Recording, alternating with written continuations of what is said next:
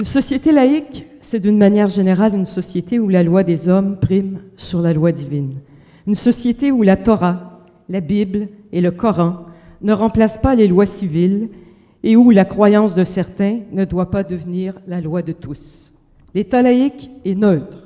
Il ne privilégie ni n'impose aucune religion, laissant ainsi à chacun la liberté de choisir ses croyances ou ses convictions.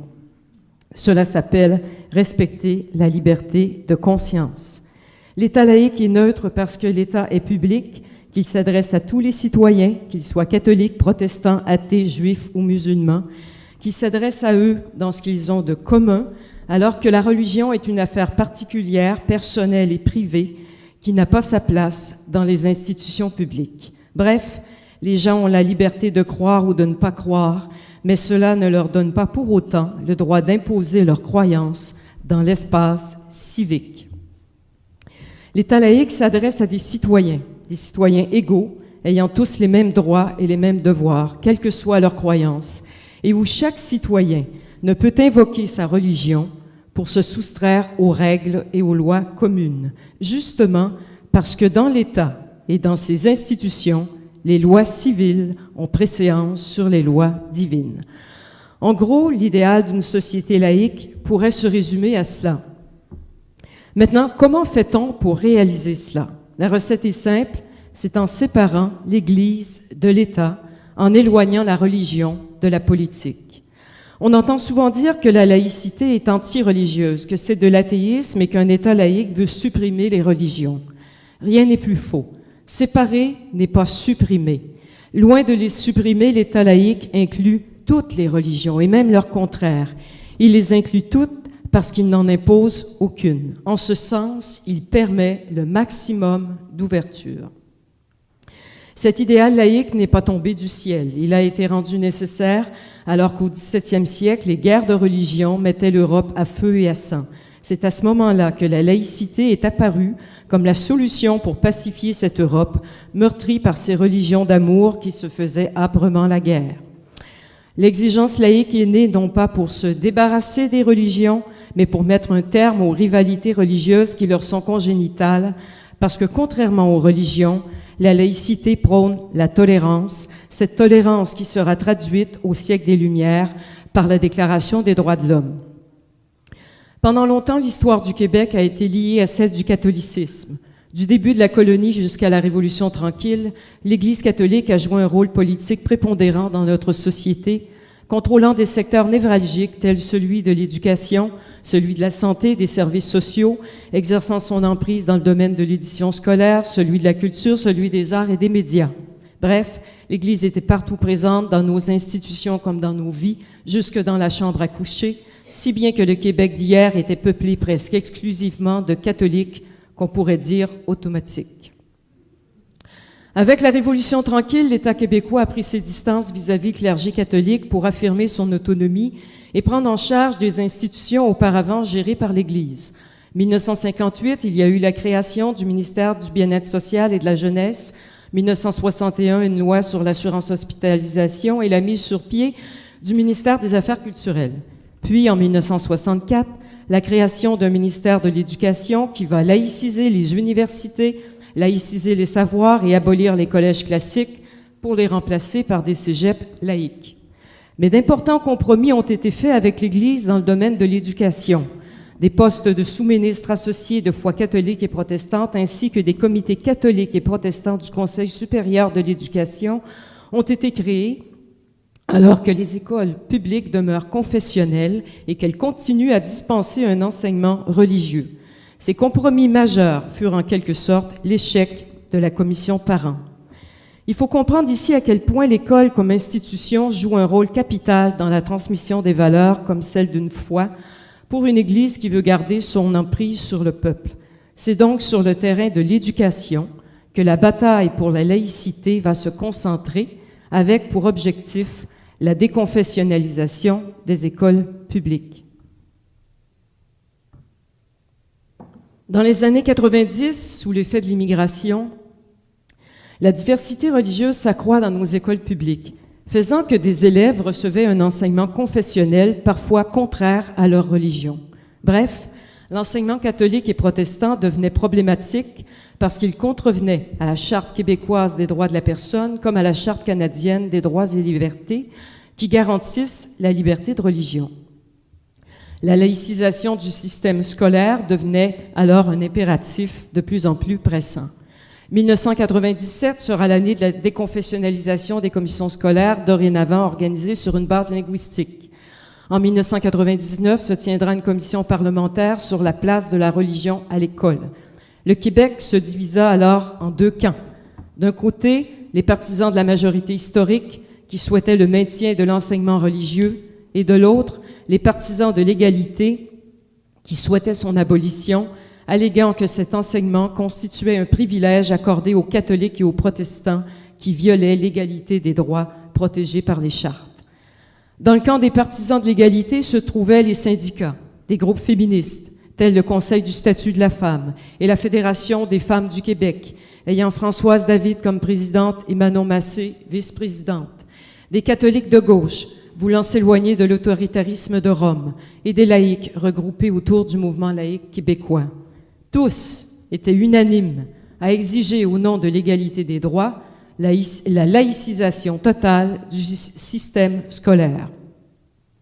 Tous ces gens reconnaissaient qu'une école laïque, qu'une école sans religion est une école ouverte à tous, quelles que soient les croyances ou les convictions de chacun. C'était la belle époque, celle où tout le monde communiait à la même table, celle où les féministes défendaient la laïcité, celle où la gauche défendait la laïcité, celle où les catholiques de gauche défendaient aussi la laïcité, et celle où les militants laïcs n'étaient pas traités de racistes ou d'islamophobes.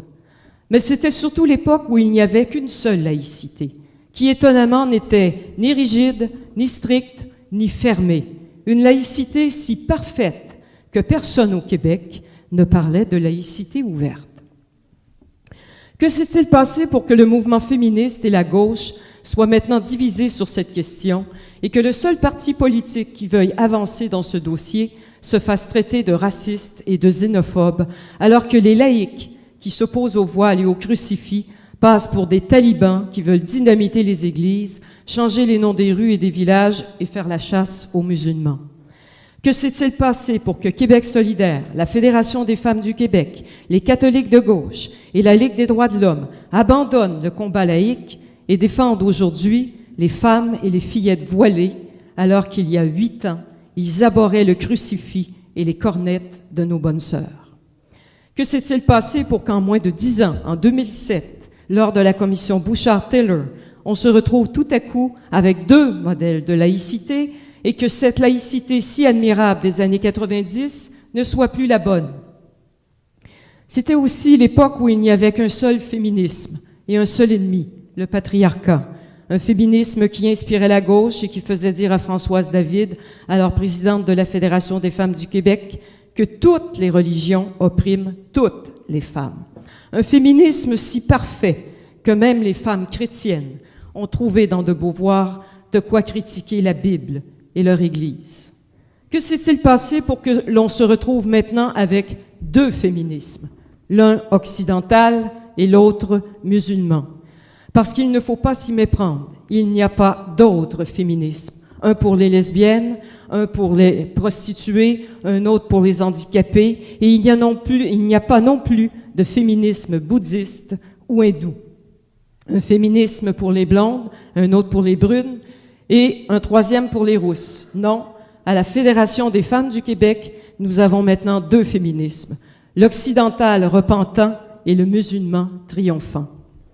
Un féminisme qui mélange l'islam avec les prostituées et les lesbiennes et qui dit que les femmes blanches occidentales oppriment celles qui sont noires en fauteuil roulant et que les femmes blanches de la majorité euro-descendante dont la salle est remplie ici aujourd'hui ont le réflexe colonialiste facile de s'être déjà pratiqué sur les femmes autochtones qui, comme l'affirmait Samira Laouni en entrevue à Radio-Canada en décembre sur le niqab dans les cours de justice, disait que les femmes musulmanes d'Afrique du Nord qui vivaient à Montréal avaient la même oppression que les femmes inuites du Grand Nord.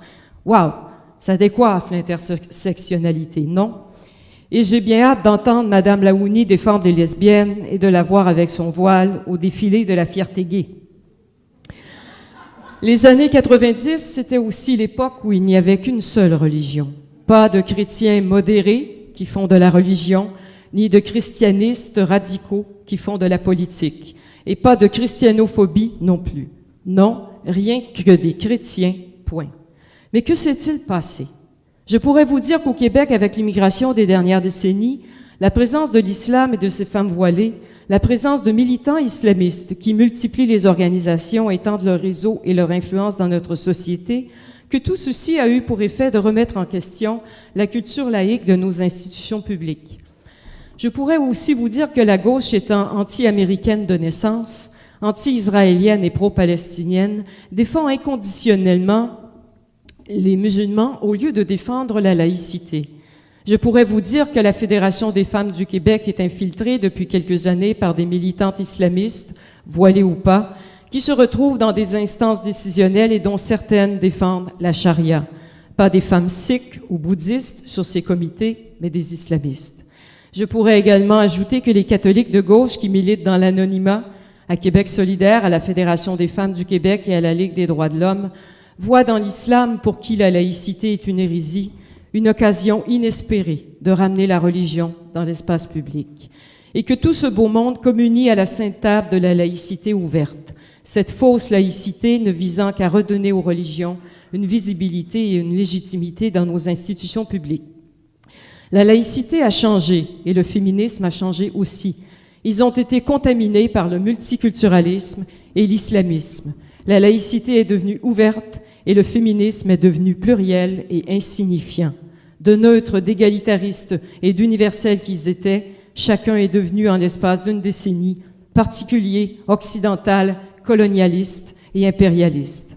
Dans le rapport Bouchard-Taylor, la laïcité n'est plus neutre, mais elle devient le reflet des valeurs de la majorité, d'une majorité tyrannique à l'endroit des minorités, d'une majorité dont les valeurs collectives sont discriminatoires à l'égard des autres. Une majorité dont on se fout éperdument qu'elle soit une nation, une majorité qui, de l'Abitibi jusqu'aux îles de la Madeleine, est raciste et colonialiste, une majorité qui, avec son histoire et sa culture, devient suspecte et que l'on doit absolument neutraliser.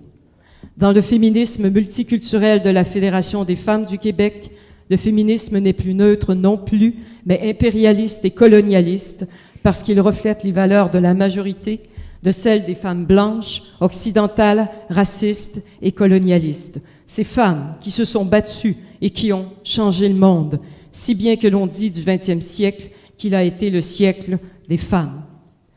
Nous sommes rongés par le multiculturalisme et son cancer relativiste qui tolère n'importe quoi sous prétexte que c'est différent. Nous les femmes, nous les laïcs, nous devons être fiers de ce que nous avons accompli et continuer d'aller de l'avant, sans douter de soi, sans renoncer à soi, sans se laisser humilier par des gens qui défendent le voile ou le niqab, sans se laisser humilier par des gens qui plaident l'indignité pour les femmes, sans se laisser mépriser par des islamistes qui n'ont en tête que de nous imposer la charia. Ça suffit. Nous devons maintenant retrouver confiance dans la laïcité et dans le féminisme qui nous a toujours unis. Et ne pas oublier ce que disait Pierre Falardeau. Si tu te couches, ils vont te piler dessus. Mais si tu restes debout, ils vont devoir te respecter. Je vous remercie.